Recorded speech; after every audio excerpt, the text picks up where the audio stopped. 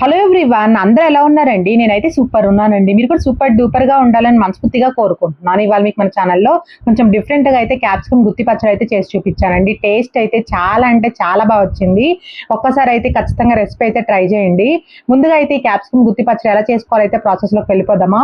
నేనైతే ఒక 1/2 kilo capsicum అయితే నేను తీసుకున్నానండి. తీసేసుకొని వాష్ చేసుకొని అయితే మీకు చూపిస్తున్నాను. ఇప్పుడు క్యాప్సికమ్ ని వీడియోలో చూపిస్తున్నట్టు ఇలా అయితే కట్ చేసుకోవాలి. కొంచెం ఇలా కట్ చేసుకోవడం వల్ల ఏంటంటే మనం లోపల స్టఫ్ పెడతాం కదండి, ఆ స్టఫ్ కొంచెం పైకి ఇలా పెట్టితే మగ్గుతుంటే కూడా మనకి ఎక్కడ క్యాప్సికమ్ అనేది ముక్క వేస్ట్ అవ్వకుండా తొడంతో పాటు తింటుంటే కూడా చాలా బాగుంటుంది కుక్ అయిన తర్వాత. కొంచెం అలా క్యాప్ లాగా పెడితే మనం మగ్గిస్తాం కదండి, ఆవిరిలో మగ్గితే కూడా క్యాప్సికమ్ లోపలికి ఫ్లేవర్ భలే వెళ్తుందండి. అందుకే అలా అయితే క్యాప్స్ గా కట్ చేసుకున్నాను. మీకు కనుక అలా కట్ చేసుకోవడం నచ్చకపోతే అంత కట్ చేయకుండా జస్ట్ అలా పైన మనకి తొడెం ఉంది కదండి, ఆ తొడెం వరకు కట్ చేసేసుకొని లోపల స్టఫ్ కూడా పెట్టుకోవచ్చు, మీ ఇష్టం అండి. ఇలానే చేసుకోవాలని లేదు ఈ పచ్చడి.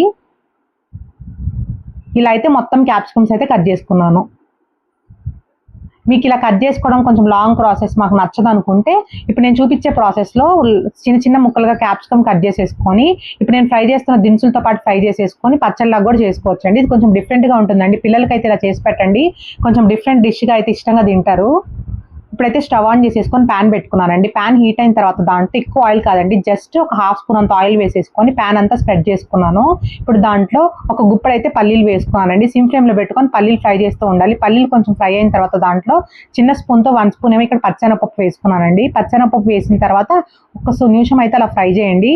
తర్వాత ఒక 1 స్పూన్ ఏమో మినపప్పు కూడా వేసుకోవాలి. పచ్చెనపప్పు కొంచెం టైం పడుతుంది కదండి వేగటానికి మినపప్పుతో పోలిస్తే, అందుకోసం ఇవి కొంచెం ఫ్రై చేసుకున్న తర్వాత మినపప్పు వేసుకోండి, అప్పుడు ఈవెన్గా ఫ్రై అవుతాయి. చూడండి, నేను దినుసులు అనేవి ఎక్కువ వేయలేదండి, జస్ట్ ఫ్లేవర్ కోసమే వేస్తున్నాను. ఇలా అయితే ఇప్పుడు పల్లీలు, పచ్చెనపప్పు, మినపప్పు అయితే సిమ్ ఫ్లేమ్ పెట్టుకొని లైట్ గా కొంచెం గోల్డెన్ కలర్ వచ్చేలాగా ఫ్రై చేసుకోవాలి. కొంచెం జీలకర్ర వేసుకోవాలండి, ఒక 1 స్పూన్ చిన్న స్పూన్ తో జీలకర్ర కూడా లైట్ గా ఫ్రై చేసుకోవాలి. మీకు తెలుసు కదండి, ఎప్పుడన్నా దినుసులు ఫ్రై చేసేటప్పుడు సిమ్ ఫ్లేమ్ లో పెట్టుకొని ఫ్రై చేసుకోవాలి. ఇప్పుడు దీంట్లో 2 స్పూన్స్ అంత అయితే కరేపాకు వేసుకోండి. మీకు కొంచెం కరేపాకు ఫ్లేవర్ ఎక్కువ నచ్చినట్టయితే ఎక్కువ కూడా వేసుకోవచ్చండి, బట్ నేనైతే ఎక్కువ యాడ్ చేయలేదు. కరేపాకు యాడ్ చేసిన తర్వాత ఒక చిన్న స్పూన్తో 2 స్పూన్స్ ఏమో ఇక్కడ నువ్వులు యాడ్ చేసుకోండి. నువ్వులు వేసుకోవడం వల్ల ఈ పచ్చడికి చాలా మంచి రుచి వస్తుందండి, లోపల స్టఫ్గా పెడతాం కదా. ఇప్పుడు నువ్వులు కూడా కొంచెం అలా చిటపట్లు ఆడిన తర్వాత దాంట్లో కట్ చేసి పెట్టుకుని ఒక 3 పచ్చిమిర్చి అయితే యాడ్ చేశానండి. ఇక్కడ మీకు నచ్చినట్టయితే ఎండుమిర్చి, పచ్చిమిర్చి 2 యాడ్ చేయొచ్చండి. నా దగ్గర ఆ రోజు ఎండుమిర్చి లేదండి, అందుకే నేను అక్కడ లాస్ట్లో కారం యాడ్ చేస్తాను వేగేటప్పుడు. మీకు నచ్చినట్టయితే కారం యాడ్ చేయకుండా ఇక్కడ ఎండుమిర్చి వేసుకోండి మీ ఘాటుకు తగ్గట్టు.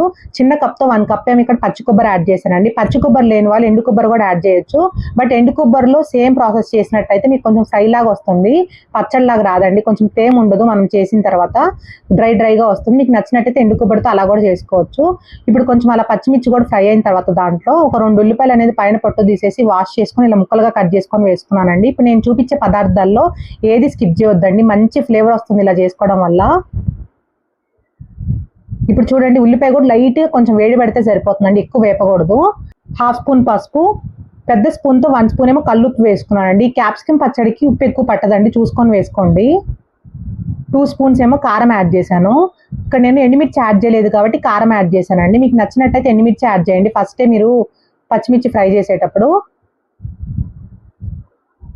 ఒక 6-7 ఏమో ఇక్కడ వెల్లుల్లి యాడ్ చేశాను, పొట్టుతో పాటు యాడ్ చేశానండి, ఎందుకంటే మనం మిక్సీ వేస్తాం కాబట్టి టేస్ట్ బాగుంటుంది. ఇలా కూడా కొంచెం ఎక్కువ వేసుకోండి వెల్లుల్లి అనేది, ఎందుకంటే మనం ఉల్లిపాయ వేసాం కాబట్టి ఫ్లేవర్ బాగుంటుంది.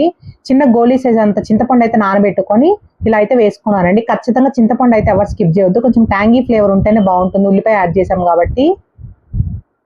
ఈ ఉల్లిపాయ యాడ్ చేసినప్పుడు ఖచ్చితంగా చింతపండు అయితే యాడ్ చేయాలండి, అప్పుడే మంచి ఫ్లేవర్ వస్తుంది. ఇప్పుడైతే మొత్తం ఒకసారి మిక్స్ చేసేసి స్టవ్ అయితే ఆఫ్ చేసేసానండి. ఉల్లిపాయ కొంచెం వేసిన తర్వాత మిగతా పదార్థాలు వేసి స్టవ్ ఆఫ్ చేసేయండి, అప్పుడు ఏంటంటే ఉల్లిపాయ అనేది వేగదు. ఇప్పుడు ఇదంతా కూల్ అయిన తర్వాత మిక్సీ జార్లో వేసుకొని పచ్చగా అయితే చేసుకోవాలండి. ఇప్పుడు మనకి రోట్లో పచ్చడి ఎలా నూరుకుంటాం సేమ్ అలానే చేసుకోవాలి. ఇంకా మనం ఏం యాడ్ చేయాల్సిన అవసరం లేదండి, మొత్తం మనము బాండీలోనే వేసాం కాబట్టి ఇంక ఎక్స్ట్రా పదార్థాలు ఏం అవసరం లేదు. ఇక్కడ కొంచెం పలుకుగా అయితే గ్రైండ్ చేసుకొని అయితే మీకు చూపిస్తాను. కొంచెం వాటర్ యాడ్ చేసుకోండి మీకు కనుక గ్రైండ్ అవ్వకపోతే. చూసారు కదా, ఇలా ఉండాలి లోపల స్టఫ్. మనకి క్యాప్సికమ్ లో పెట్టడం వల్ల ఈ పచ్చడికి మంచి టేస్ట్ వస్తుందండి. ఇలా అయితే ఖచ్చితంగా ఒకసారి అయితే ట్రై చేయండి. ఇప్పుడు మనం ముందుగా కట్ చేసి పెట్టుకున్నాం కదండి క్యాప్సికమ్, దాంట్లో అయితే ఈ పచ్చడి అయితే ఇలా స్టఫ్ చేయండి. పచ్చడి అంటున్నావు, ఇంత పచ్చడి స్టఫ్ చేస్తే క్యాప్సికమ్ ఎలా తింటారు అనుకుంటారా? మీ క్యాప్సికమ్ లో పచ్చడి పెడితే అస్సలు ఘాట్ అనేది ఉండదండి. వేగే కొద్ది మనకి బజ్జీ ఎలా తింటామో సేమ్ అంతే తినొచ్చండి. అంత టేస్టీగా వచ్చింది. ఘాట్ అయితే అసలు ఎక్కడ ఎక్కువ ఉండదు, మీ టేస్ట్ బట్ సరిపడా ఉంటుంది. ఇలా అయితే మొత్తం స్టఫ్ అయితే క్యాప్సికమ్స్ లో పెట్టేసుకొని పైన క్యాప్ తో క్లోజ్ చేసేసుకున్నాను. రిమైనింగ్ స్టఫ్ ఉంది కదండి, ఎలా చేసుకోవాలో చూపిస్తాను. ఇప్పుడైతే స్టవ్ ఆన్ చేసేసుకొని బాండి పెట్టేసుకున్నానండి. బాండి హీట్ అయిన తర్వాత ఒక 2 స్పూన్స్ ఆయిల్ యాడ్ చేశాను. ఆయిల్ యాడ్ చేసిన తర్వాత ఫ్లేమ్ ని సిమ్ ఫ్లేమ్ లో పెట్టుకొని ఆయిల్ హీట్ అవ్వకుండానే క్యాప్సికమ్ అనేది ఒక్కొక్కటి ఇలా పరచుకోండి. ఎందుకంటే ఆయిల్ హీట్ అయిన తర్వాత మీరు క్యాప్సికమ్ పెట్టుకున్నారనుకోండి కొంచెం పైకి చిందే ఛాన్స్ ఉంటుంది ఆయిల్ అనేది. సో అందుకోసం చెప్తున్నాను. మీకు ఇలా పెట్టుకోవడం కూడా కొంచెం బిగినర్స్ కి భయం అనుకున్న వాళ్ళు ఏం చేస్తారంటే ఆయిల్ వేసిన తర్వాత ఫ్లేమ్ ని ఆన్ చేయకుండానే క్యాప్సికమ్ అంతా పరుచుకొని తర్వాత ఫ్లేమ్ ని ఆన్ చేసుకోండి, అప్పుడు ఈజీగా ఉంటుంది. ఇప్పుడు మొత్తం అయితే క్యాప్సికమ్ లోపల పెట్టేసుకున్న తర్వాత టేస్ట్కి సరిపడా అయితే ఇక్కడ సాల్ట్ యాడ్ చేసుకోండి. అంటే మనం లోపల స్టఫ్కి సాల్ట్ యాడ్ చేసాం కదండి, పైన ఇక్కడ మనకి క్యాప్సికమ్ చప్పగా ఉంటుంది కదా తినేటప్పుడు, అలా చప్పగా లేకుండా అయితే నేను ఇలా అయితే ఫస్ట్ అయితే సాల్ట్ యాడ్ చేశానండి. లాస్ట్లో కొంచెం కారం యాడ్ చేస్తాను. అప్పుడు ఈ సాల్ట్కి కారానికి తినేటప్పుడు చాలా బాగుంటుంది. ఇలా అయితే క్యాప్సికమ్ కొంచెం ఒక 2 మినిట్స్ వేగిన తర్వాత అయితే ఇలా మిక్స్ చేసుకుంటున్నానండి. క్యాప్సికమ్ చాలా ఈజీగా మగ్గిపోతుందండి.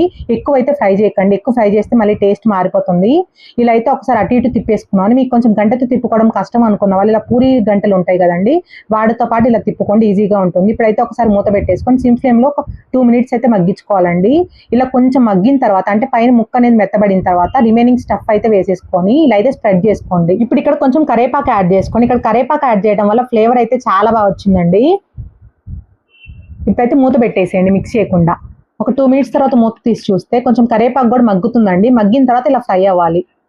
చూసారు కదా, ఇలా చిన్నగా మిక్స్ చేసుకోండి. మన క్యాప్సికమ్ ఎక్కడ చిదిగిపోతుంది, ఎందుకంటే క్యాప్సికమ్ మెత్తబడిపోతుంది కదా. లాస్ట్ లో ఒక 1 స్పూన్ అయితే కారం యాడ్ చేసి మూత పెట్టేసేయండి. అలా మూత పెట్టేసి తర్వాత మిక్స్ చేయండి. ఇక్కడ కారం యాడ్ చేయడం వల్ల క్యాప్సికమ్ ఉప్పు కారం పట్టి టేస్ట్ బాగుంటుందండి, ఎక్కడ చప్పగా లేకుండా. క్యాప్సికమ్ అనేది చాలా చాలా టేస్టీగా వచ్చింది.